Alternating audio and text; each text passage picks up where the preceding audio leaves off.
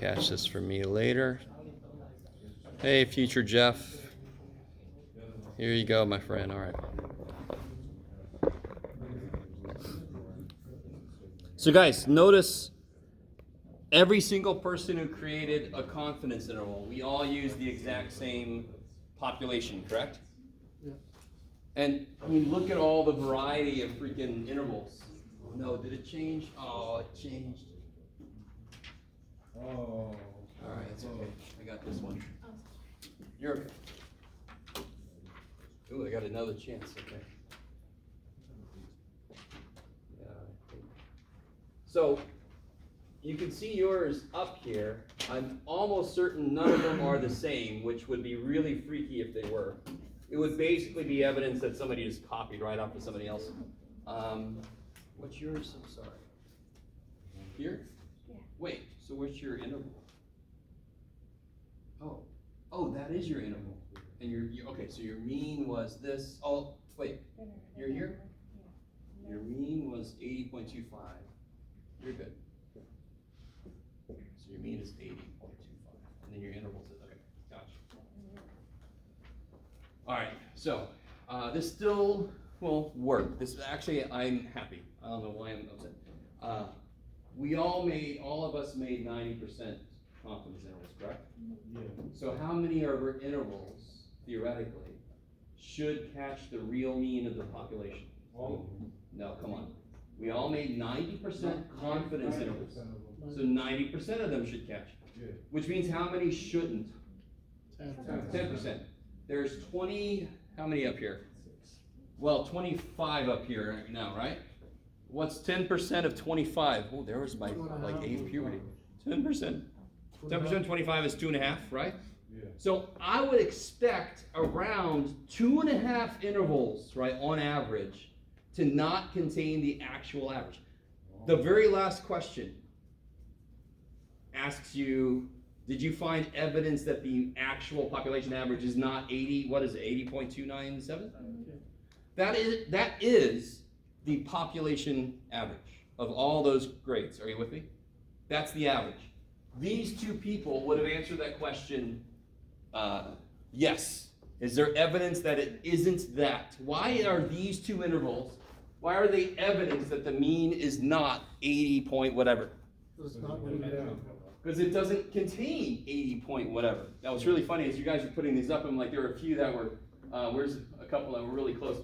Whoever wrote this one, of course, really got me confused. Where'd it go? I don't know. There's one that was written backwards, but that's okay. Oh, here it is. And then there's a couple that got really close, like 80 point something here. Anyway, okay. You guys, we just had a concrete experience of about 10% of all the intervals people made from the same population ended up not containing the real mean. You guys all understand that? Yeah. That's what just happened. That's so again, what do you get out of this performance? What do you get out of this exercise? Practice with your one-bar stats, practice with t-scores, practice with confidence intervals, and just a concrete example of what it means when we say we're 90% confident. Now, in the real world, we're not going to have a freaking clue what the real average is, right? If we were doing that example I gave the other day about spiders for some reason, just out of nowhere, spiders came to mind. And we found this new species of spider, we want to know what the average weight is. Are we ever going to catch and weigh every spider that belongs to that species of spider, or genus? I don't know my biology, I'm sorry. You guys kind of with me? Never we're going to get that. So we're never going to know the actual population average weight of a spider, right? We're just going to get a sample, and we're just going to have to go, well, I'm such and so confident that it's in there somewhere. Maybe. So I like this one because the data is not crazy. The population is not huge. I can actually just calculate the average directly. And you can see concretely, about 10% did not catch, and that's exactly what we expected. So I would expect either 2 or 3, because 2.5, and we got 2. And there were a couple that were really close to not containing it. Okay, I'll let it go. So for a while, it's just like the birthday thing, I think. For a while, I get concerned. I don't know if you guys remember the birthday thing.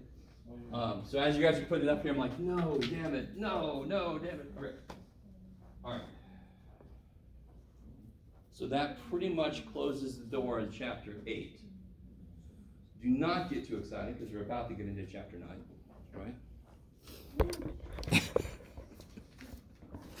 Oh man, that was appropriate. That one little woo in the back. Okay.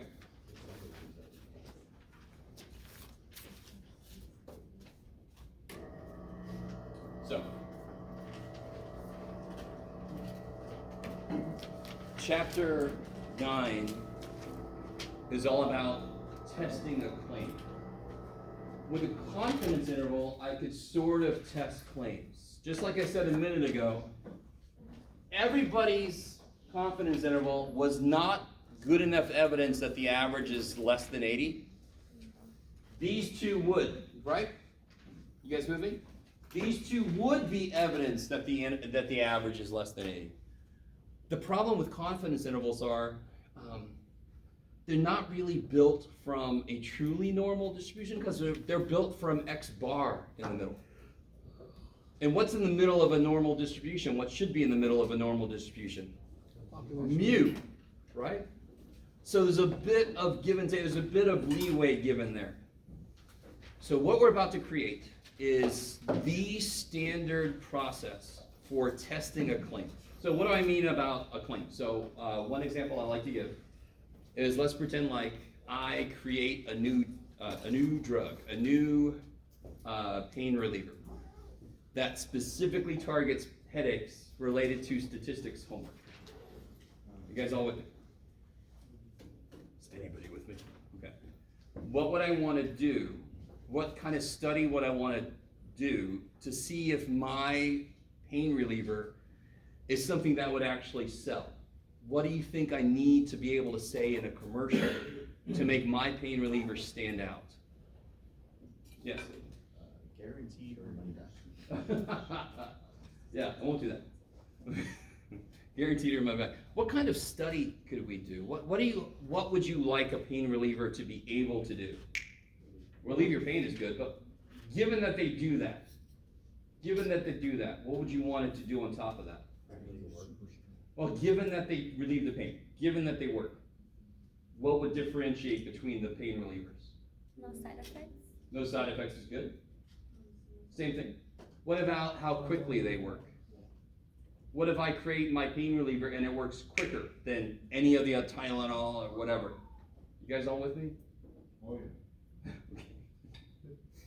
So, what I would do then is I would get it. What would I do to test that? I want to show that my pain reliever works faster than, let's say, Tylenol. Human trials. Human trials. I love it. Right? So then what would I do to start a human trial? I would get a sample of humans, right? And I've seen them around. Get a nice sample of humans. And of course you do the whole, but just to cut to the chase, I would give them the pain reliever and I would take an average amount of time it takes until it works, right? Mm-hmm. And then I would try to compare that. Okay, so I got all this. By the way, I'm gonna do some stuff with these numbers and come back and show you. I don't even know how it's gonna come out, but I'll see eventually. And I'd just like you guys to see a concrete example of all the different confidence intervals that somebody can make from the exact same data. No single two, I love that. No single pair, that works, Jeff, of intervals are the same. Anyway, okay. So I'll take this. So let's say that, yeah. Oh my God, that green is hard. Green does not want to go. Okay. So let's say that it's known that the time it takes Tylenol to work on a headache, let's just say it's like 18 minutes. Does that sound all right? On average. So some people it's quicker, some people it's slower. So we know for Tylenol, U is 18 minutes. Right? So what would our claim be that we're going to test? What would we claim about ours? Why is it mu and not X bar? Because I didn't take a sample to get this. This is a known thing about Tylenol. So it's accepted to be the mu. It didn't come from a single sample. Are you with me? It could have come from a lot of sampling that different people have done, but we accept it to be the actual population mean, because that's the best data we got. Okay. There's no concrete specific sample that we took it from. Okay. I'm sorry, so what would we, let me say it like this, what would we hope is true about our drug, our pain relief drug? Works faster, which means what? Yeah, so our claim would be that our mean is less than 18. Is that cool? So in this case, better means less, because that's time I want it to be quicker. So, that is a hypothesis, right? There will always be two hypotheses in these. And I often think of them as, I don't know how many of you guys go to any coffee shops or anything. Anybody ever go to a coffee shop? Oh, yeah. And actually go in there and actually see people. So very often back in the day, I'd go to a coffee shop. I always go to grade at like somewhere, Panera or Starbucks or what. And I'd see these two little old men. I remember this one. And they would always be arguing about politics mostly. Well, I think this guy's right. No, you're wrong. Bless you. So I always think about these two hypotheses as these two opposing people. So one of them thinks mu is less than 18. So that's what we hope is true. In this case, the other little old man would be all the, like the Tylenol. What do we hope, what does Tylenol hope is true? Yes, good. So the opposing claim would be mu is greater than or equal to 18. Because it's a really weak commercial to come on and go, our drug works, you know, at most as well as Tylenol. It's like, why would I buy your stupid drug, right? Are you guys kind of with me? Unless we could sell it cheaper, which we do. All right, so let's not get too deep into the business aspect, because there's a lot of variables. We're just focusing on one variable, right? The time it takes for the headache to go away. Okay, is everybody with me on this? Does this make sense? Any claim you can make, there's automatically an opposing claim to that, even if nobody holds it, even if nobody you know of thinks differently. You guys with me? So if I thought the average age of gross point students was 25, what would the opposing claim be, even if nobody thinks it? Not 25, I love it. If I thought the average distance students live away from school is at most 7, oh shit, at most 7 miles, what would the opposite be? Say again? Not 7 miles. No, at most 7, what's the opposite of at most 7? Not really, greater than 7. At most 7 is up to 7. And including, so the opposite of that would be more than 7. Are you guys semi with me? So any claim I can make, there's kind of like an automatic opposing claim. Are we good? What's up? Can't you say at least that? Hell no. Why? Why? Yeah, at most 7 includes 7. So the opposite has to not include anything that the original includes. Does that make sense? Good. So I can't have both claims having an equal sign. Only one of them is going to have an equal sign. Okay, I like it. How are we doing so far? So any claim you see, there's kind of like an automatic opposite. Now, let me just tell you a couple things.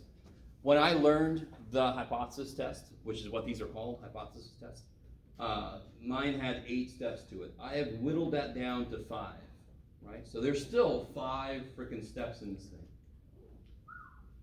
3 of those steps are built on old news, which is nice. The first step is basically what we're doing right now. So it makes sense the first step should be, what the hell are you talking about? So that's just me writing down what the hypotheses are. So listen, here's the thing. The 2 hypotheses are called the null hypothesis. Sometimes, so this is called H naught.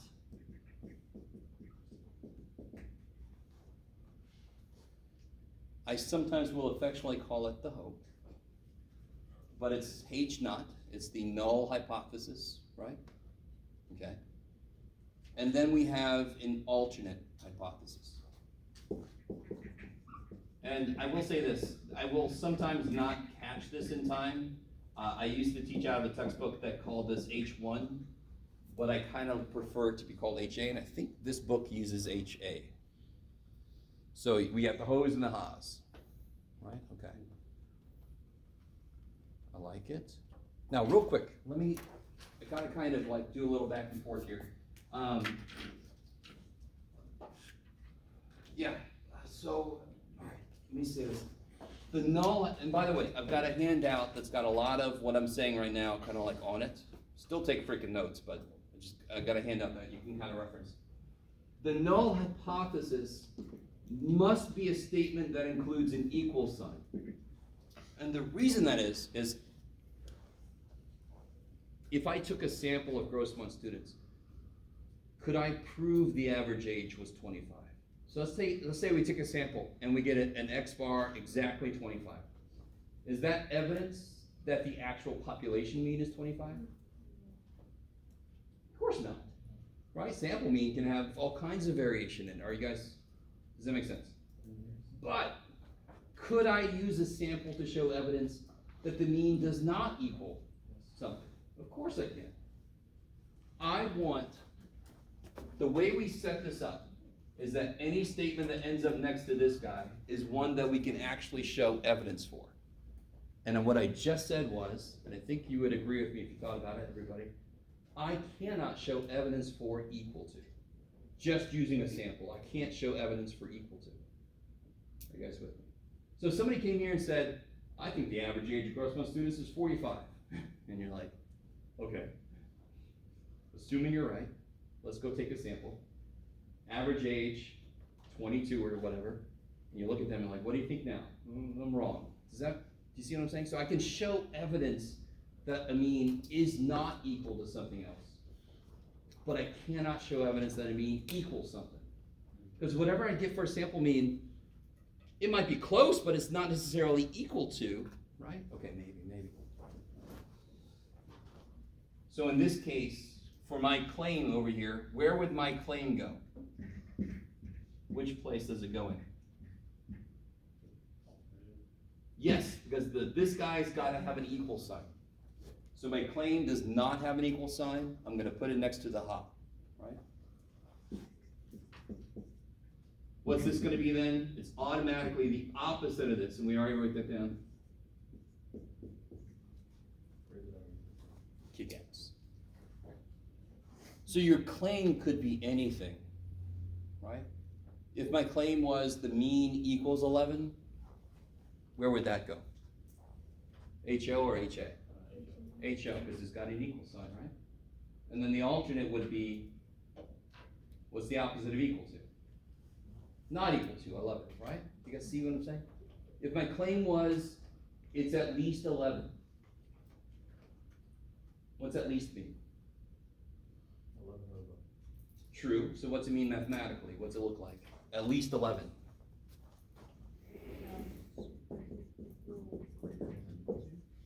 Yes, greater than equal to. So where would that go? Next to which dude? HO, because it's got a freaking equal sign. And the other one would be the opposite of this, pointing the other direction, right?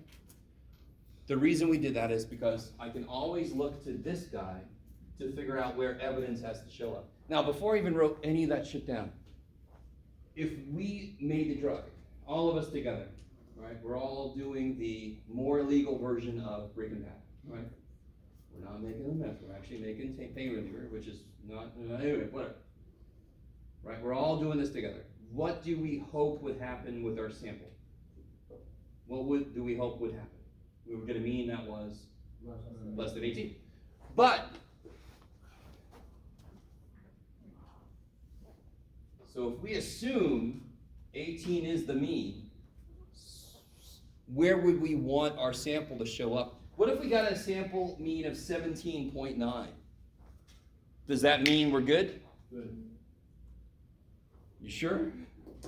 It's a sample. Oh. So I want this to make all the sense in the world. If I take a sample, if I got a sample mean of 17.9, I have no idea if that's enough evidence. No idea if that's enough evidence. So watch this. If the mean really is 18, where do you expect a sample mean to show up? Somewhere around. Somewhere around 18. In fact, we kind of already know. We're going to improve on this idea, but where does unusual start? 2 steps away. So, using that notion, that's going to change pretty quickly. I think I prepared you for this. The definition of unusual is going to change based on how bad a mistake might be, right? So if we go with 2 steps away, the null hypothesis always thinks it's somewhere in here. So if I get a sample mean that's anywhere in there, that is not enough evidence that it's not 18, because that's exactly where it should show up if it was 18. So where should it not show up if the mean really is 18? Outside. In fact, in this specific instance, let me see if you guys get this. Is this a 1-tail or a 2-tail? What's the only side of this picture that I care about? One. Less than, right? Yeah, 1 tail. I need my sample to show up here. If my sample shows up here, do I even continue? Because I'm screwed. That's not going to lead to anything good. So now it becomes a question of, okay, what's far enough away to show evidence? And then how far away did we make it? Those are my 2 key parts of this. That's 2 steps out of the 5. Are going to be what's far enough away to show evidence, and did we make it far enough away, right? So this feels a little bit like a court case. What supposedly is supposed to happen in a court case? What do we presume about the defendant? Innocent. So in a court case, the null hypothesis is innocent. Who are the people that are trying to show evidence? The only people that have the burden of proof in a court case, who are they? Prosecution. And what are they trying to show evidence in favor of? Defendant's guilty, correct? So the null is innocent. The alternate is guilty because that's what you can try to show evidence for. Are you with me? Okay. You guys good? Now, real quick, if the mean is 18, is it impossible to get a sample mean over there? Shit, no. That's kind of related to within a reasonable doubt. That is not reasonable. That is so far away that you're like, okay, it's more likely that the mean is lower. It's rare. Okay, we'll get past it. Okay. So this is less than 18, but I don't know if it's enough less than 18 to be evidence, right? A sample mean could just naturally be different from 18. I need it to be really different from 18. So that it's less likely that I just happen to magically get a sample way the shit down here, and it's more likely the picture actually looks like that. The mean is actually lower. Okay, maybe. And I know right now you guys are all like, what the hell are these problems gonna frickin' look like? Holy shit. So right now we're in that process of discussing a concept, which is not an easy step to be in as a student, because you're like, so now let's kind of get a little more concrete. So this is step 1. And by the way, don't freak out. It's taking me a long ass time to do step 1 because I gotta explain all the shit, right? This is not gonna take nearly this long when you're doing the problem, okay? All right, let me do this. This was the freakiest, newest piece. And this isn't that bad, hopefully. The idea of the hypotheses. So let me do this. I'm gonna give you this handout. This might make this a little bit easier. To work with. Neat.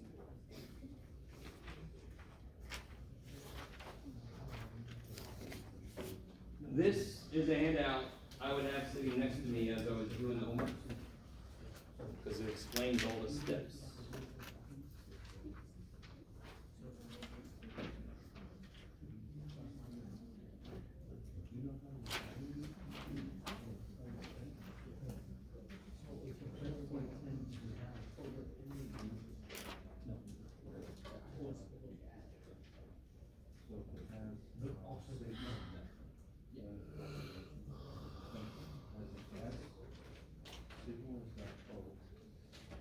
All right, let's see.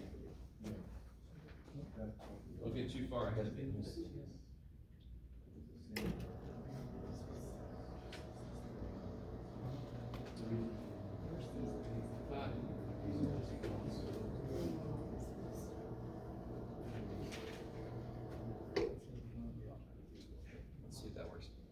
There you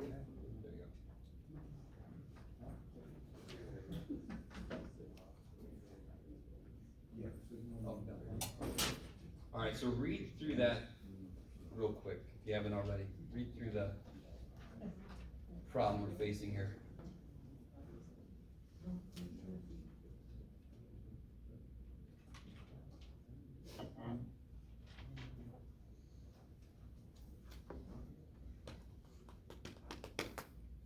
So one thing I want you to keep in mind is, in the real world, we wouldn't be given everything in one paragraph.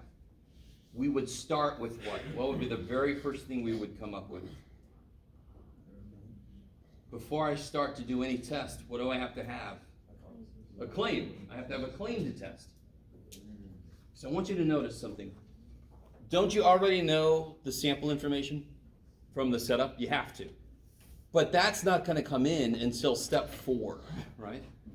The claim should be before we even took a sample. So you're never going to see sample information in part A, for example, right? So, can you tell me what the claim is in English? What's the claim? Northern Minnesota coyotes live longer in captivity. All right. If they get more room to run, I love it. So they live longer in a certain situation. Longer than what? Wild coyotes. Well, longer than coyotes that aren't given enough room to roam in captivity, right? It kind of makes sense, because I needed to make it in captivity, because then we know exactly the lifespan, because somebody's keeping track of them, right? All right. So mean lifespan of all coyotes in captivity is 10.15 years. So if we think they live longer, how can I write that claim in Mathish? Yeah. Their mean is greater than? Go ahead, sorry. Yes. Now, on the face of this makes sense. So, for like example, I remember still when the zoo gave the elephants more room, because I think they were in a very, which was really just horrific. And then they gave them more room, and it only makes sense that more room should equal better overall, right? All right. So the idea behind this makes sense. Oh, you should be looking this way. It's not your fault, little dude. Okay. Oh, by the way, again, see? I knew I was going to do it somewhere. Make the little A. So for us, it's HA. Not the hose and the highs, it's the hose and the highs. So where's this statement go? Next to which dude? Good. Why? No, it doesn't have an equal sign. Now what's the opposite of greater than? Less than or equal to. One of them's got to have an equal sign, right? Yeah. Okay. So the ha will always tell me how many tail tests, because the ha, I love just saying that, the ha is the one that I can actually show evidence for, right? Mm-hmm. So how many tail tests and which side or sides, how many tails will this be? Yeah, because to show evidence, I want my sample to show up, well, for you guys, to the right. Okay. So it will be a one tail test, and it should look like that. Oh, got it, Jeff. It should look like that. There we go. You had one job on that one, Jeff. So now that completely explains to you, we're not there yet, but that completely explains why the hell the T-score chart has a 1 and a 2 tail. What would have to be true? I can't remember if I asked this to you guys. What would have to be true for this to be a 2 tail? What would HA have to be? What do you think? Greater than. No. It could never be equal to, right? HA can't have an equal sign. It'd have to be a not equal to. How is something not equal to something else? It's either bigger or smaller, 2 tails then. Does that make sense? If I'm like, it's less than, I've got only one side I can hope for. Wait, for you guys that way. If I say it's not equal to, bigger or smaller is gonna work. Does that make? Okay. All right.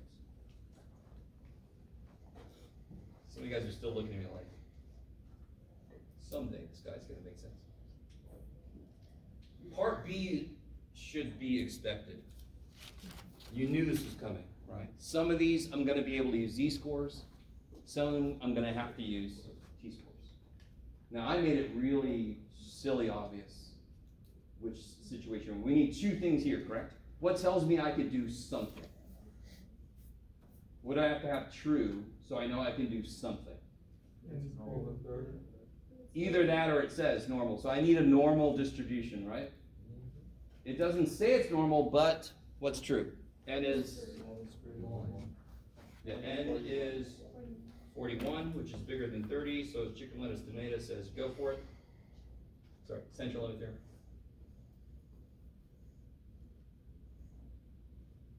So people often forget there's two steps here. It's got to be normal to do anything. And now, how do I tell Z or T? How do I tell which one of those? Which standard deviation do we know? And of course, I made it way too clear. Which standard deviation do we know? Population. So what am I allowed to use? Z. Sigma known. So I don't need T's help. I can use Z. Right, so we know the population. So I have way too many people on this step. They'll say, I know the standard deviation, so I can use Z-squared. No, not good enough. Which standard deviation do you know? That's what's important, right? T-scores were invented for when I only know S. They help cover my ass. And I know I cuss and whatever, I don't give a shit. But I love the idea of covering my ass because it actually makes the interval bigger, so it covers my actual ass. I love it. Okay.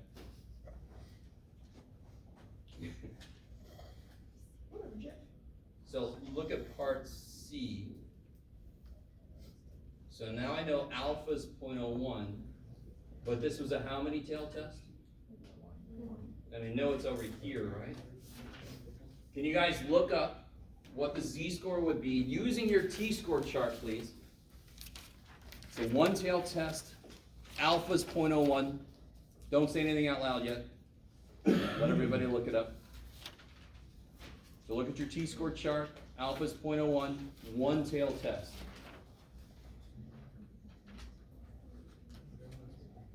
If you need a T-score chart, let me know.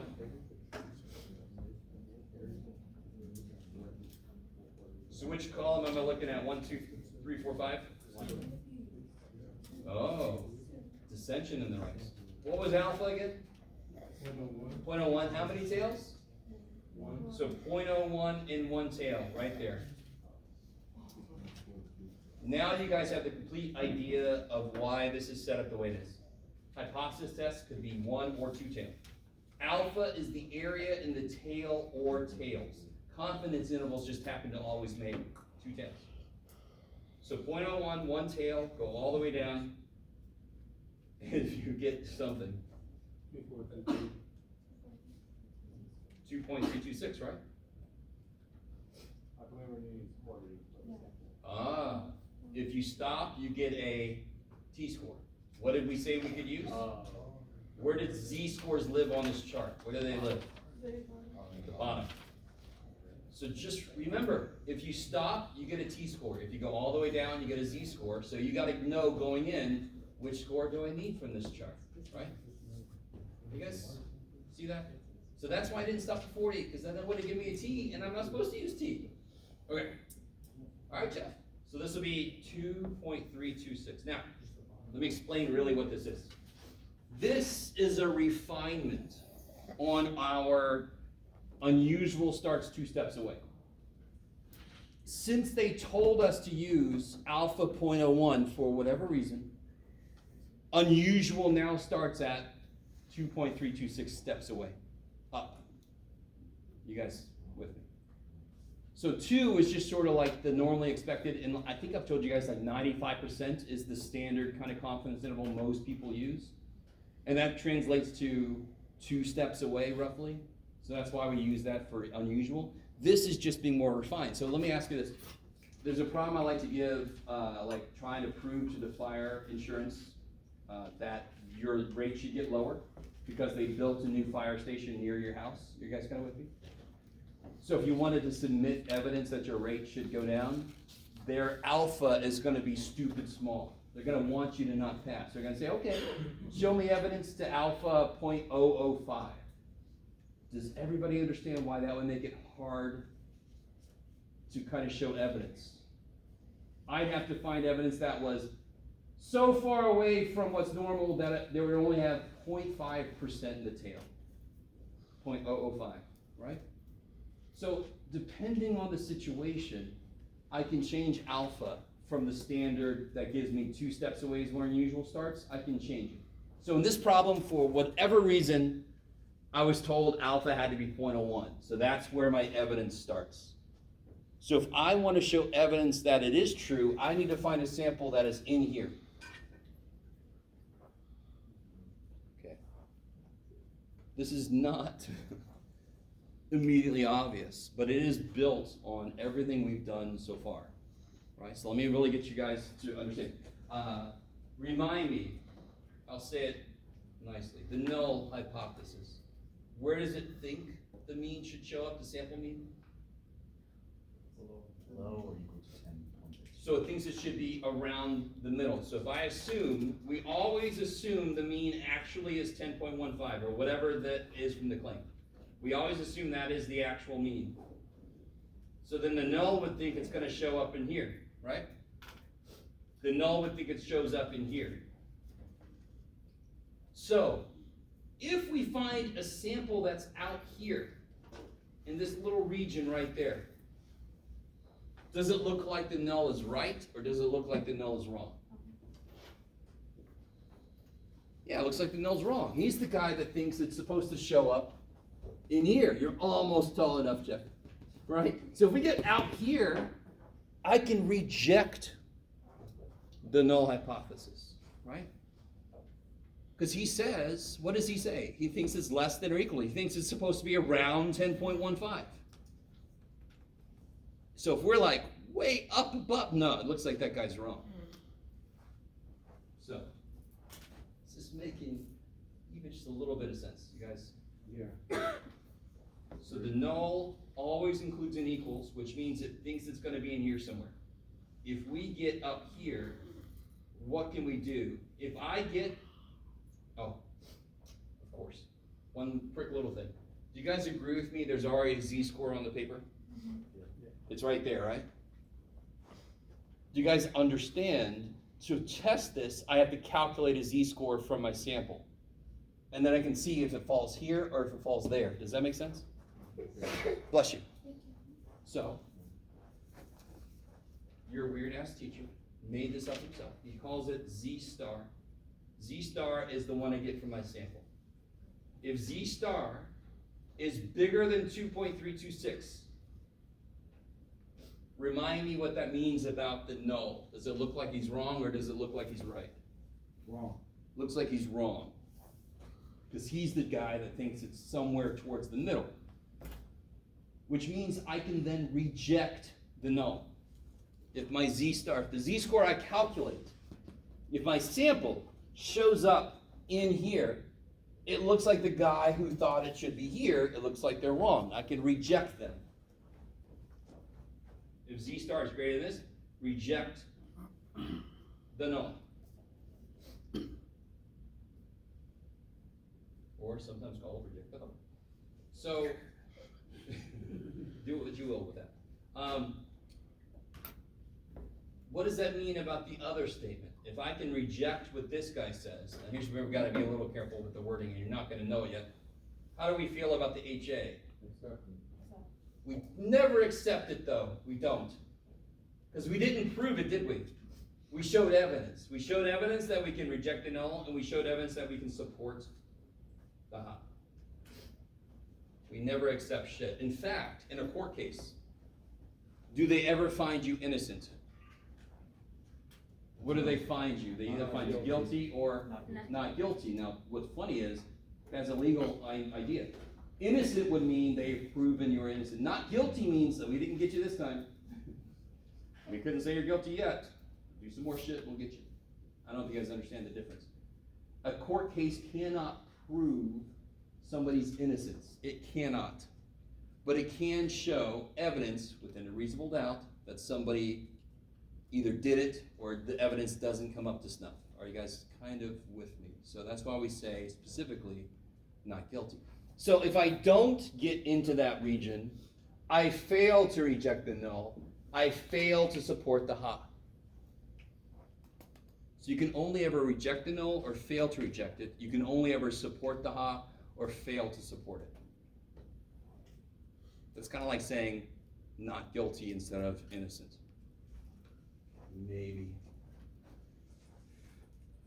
Okay. So let me kind of recap what we've done. Step 1 sets up what the hell we're talking about. Step 2 says, what are you allowed to talk about it? Right? What am I allowed to use? In here, I'm allowed to use z-scores. Step 3 says, okay, where does evidence start? So now I know evidence starts here. So let me give you another freaking example real quick. Let's say that we all co-coach a football team somehow.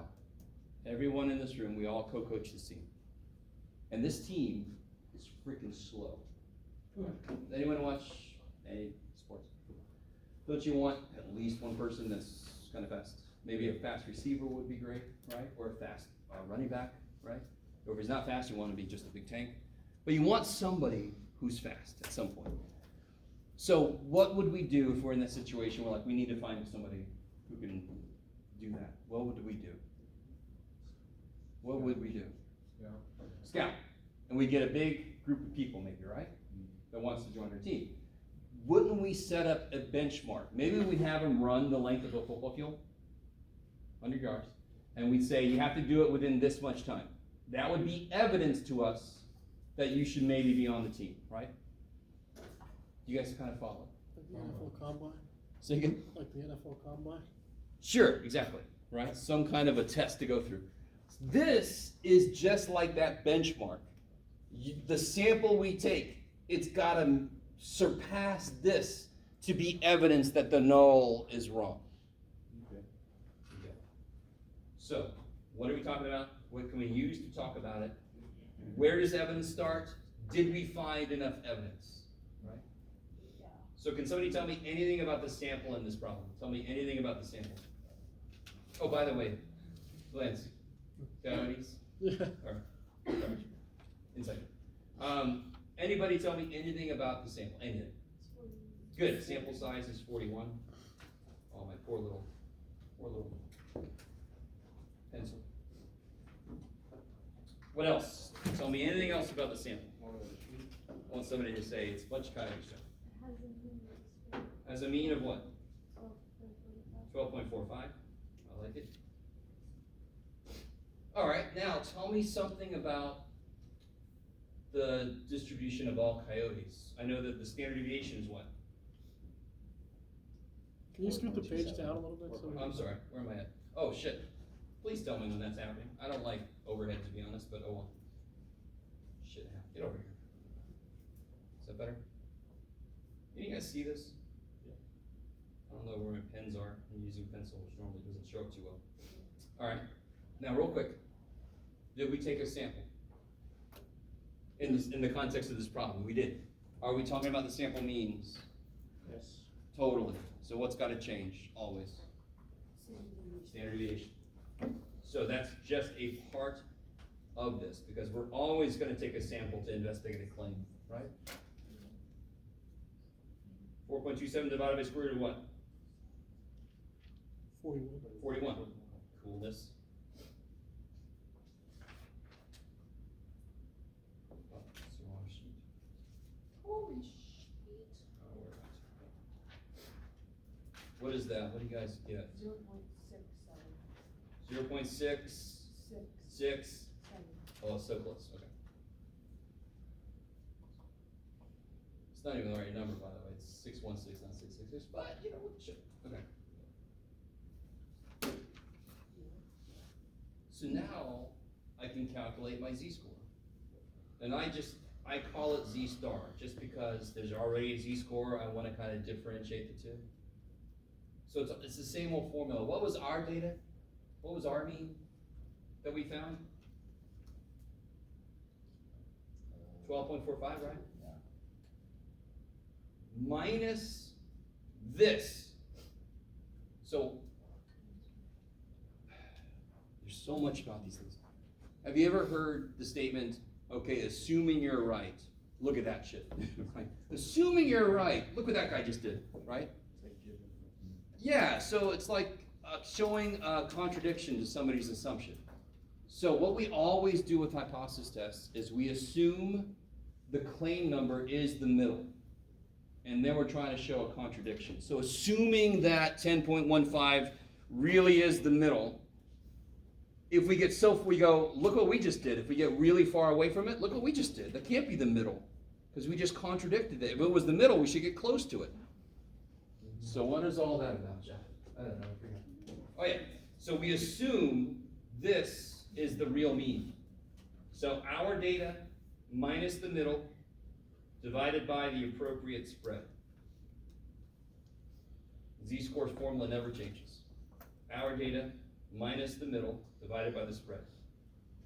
And I think that's, is that right? Wait. 1.35. Wait. 2.25 divided by 2 times 3. I can remember now. 3.45, yeah. Yep. Okay. Real quick, even by itself, if you saw a z-score of 3.45, is that close to the mean? No. That's pretty damn far away, right? In fact, what did it take? What would it take? We set up on this previous step where evidence started. Did we make it far enough away? Yeah. We had to be greater than 2326. We blew that shit out of the water, right? We are way the hell up here. 3.45. So again, I want this to make nothing but sense. The null thinks it's in the middle, that circle. The null thinks it should be in there. We found a sample that was so stupid far above that it is much more likely that the mean really is bigger than 10.15. What's the probability we're wrong? Roughly 1%. Now, to be honest, it's not exactly 1%, but we'll get there. Maybe. Let me stop for a minute. Don't worry about this. We'll talk about this. Probably not quite yet, but we'll get there. So pretty cool with this. I mean, this is all the same stuff we've done before. This is nothing too new. This is a little bit more conceptual, but it's kind of related to stuff we've done before. This we've totally done before. This is kind of new, but not too crazy, hopefully. Right? Okay. Does everybody see that our sample got a silly distance away? We blew it out of the water. So therefore, what can we do? We can reject the null. We can support the hot null. Now let me ask you the same question I asked out of the class. What's your least favorite part about confidence intervals? Does anybody have a least favorite part about that? If I were you, it would be writing the conclusion. Okay. So we get to write a conclusion. Yay! I don't know why I did that. No. How can I make them buy into this? I know. Let me let them help them hate it more. Now here's what's going to help. Right now, I can write this. We reject the null. We support the hop. Right? If Z star had been like 1.87, would we have made it? No. Then I would have written fail to reject the null, fail to support the hop. So that's the only two things that could happen. You like it? Now somebody out there might be thinking, you just said 4 things, Jeff, but if I say reject the null, that means support the hop, those are the same. Okay, maybe. All right, so how do I write this conclusion? Did we find evidence? Did we make it? Yes. So we have found sufficient evidence to, okay, here's where the big thing comes in, you ready? Go back to the original statements. Which one is the claim? The ho or the ha? The ha. So what language do I want to use? This language. So we have found, why? Because somebody, let's pretend like somebody hired us to be their statistician. Right, and you guys are all like, taking it, well, what the hell, are you gonna pay me? They give us a claim to investigate. When I come back to them, I better freaking tell them what happened with their claim, correct? So your conclusion has to reference the claim. So we have found sufficient evidence to support the claim that The northern Minnesota coyote lives longer. than Yes. captivity, blah, blah, blah. blibbity blobbity blue, that's right. To support the claim that the northern Minnesota coyotes live longer in captivity if given more room. Okay. And then Jeff died. Oh, too bad for Jeff. All right, this is a lot, but also it's a lot of it is old stuff, just kind of repackaged. Before I forget a few things, very first thing, who would I want to show this to? Investors. Huh? Investors. Investors, maybe? Zoos. Yeah, people that manage zoos, people that manage refuges, right?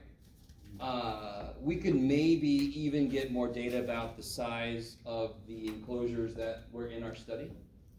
So the people that actually set up the room, we'd say, you really should have this much room for the coyotes, and then they could do. So there's always ramifications of any study. You're like, who should see this? Who should we get this interpreted for, right? You guys all with me? Oh, I forgot the other thing. It's too bad for you, Jeff. Huh? Because my name is Jeff. What else would they call themselves? Oh, okay. Give me a second. I'm gonna remember. There was something else that was more important than that, but I needed to say that first. It's too bad, Jeff. You're too old. You can't remember. Sorry. My memory was bad since I was young, so getting old didn't do anything for me. All right. Yeah, I can't remember. It's too bad. So what we're gonna do is chapter 9. We're gonna see hypothesis tests that use t-scores. We're gonna see hypothesis tests for percentages. They're all gonna have the exact same 5. I just remembered. Okay. In the book, this is really important. Section 9.5 is the first section of chapter 9 that has a full, all 5 steps. You with me? Oh, yeah. 9.1, 9.2, 9.3, 9.4, they each kind of focus on a single step. Does that make sense? Okay. There's also something in the homework about types of errors, which we'll get to. We're not quite there. So as you do the homework, if you see the types of errors, you can try to read about it, but we're going to talk about it later. And one of the most important things, section 9.5 references a worksheet at the back of the book. Do not use that. You say, no, look, I know better. Use these 5 steps that I've given you. The book is assuming you have an instructor that lets you just push buttons, and you do not have that person. So you must use the 5 steps on what I gave you. All right. I'm not letting you out. I'm joking. It's not done yet. No, you guys are good. Okay. The quiz is just chapter 8. Yeah, the quiz is chapter 8. Oh yeah, don't forget your stuff. I'm sorry. If you have a question, come up this way.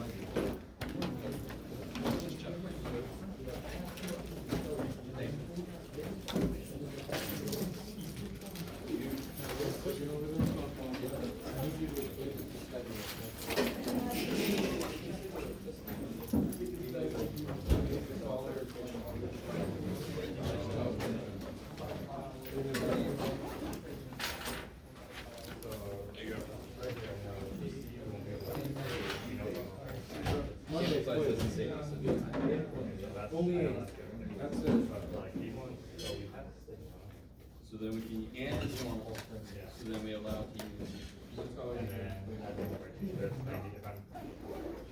Yes, 90%, so 10% two tails.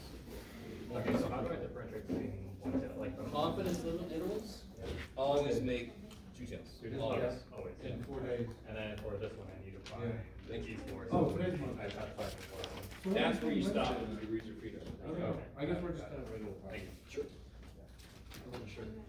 You said the test was. No, we're not checking right now. Oh, the quiz is not. No, the test is gonna be a week from Monday. The quiz is gonna be this coming Monday. Yeah, the test is on the 13th and the quiz is on the 6th. And no class Wednesday. Thank you.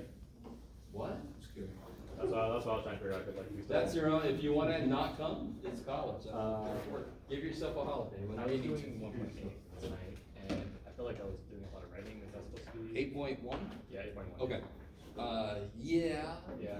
Yeah. 'Cause I was They like- have quite a few conceptual questions. Okay. And you gotta write the conclusion in a few areas, yeah, so Right. there's No, gonna yeah, I be. got that. It's the conceptual. Like when you give me like just the equations and I can plug it in, like that's fine. Yeah, It's a kind some of the process. conceptual questions in that chapter, it gets a little extra freaky, so Okay. just do what you can. Got it. Thank you. Sure. You got it?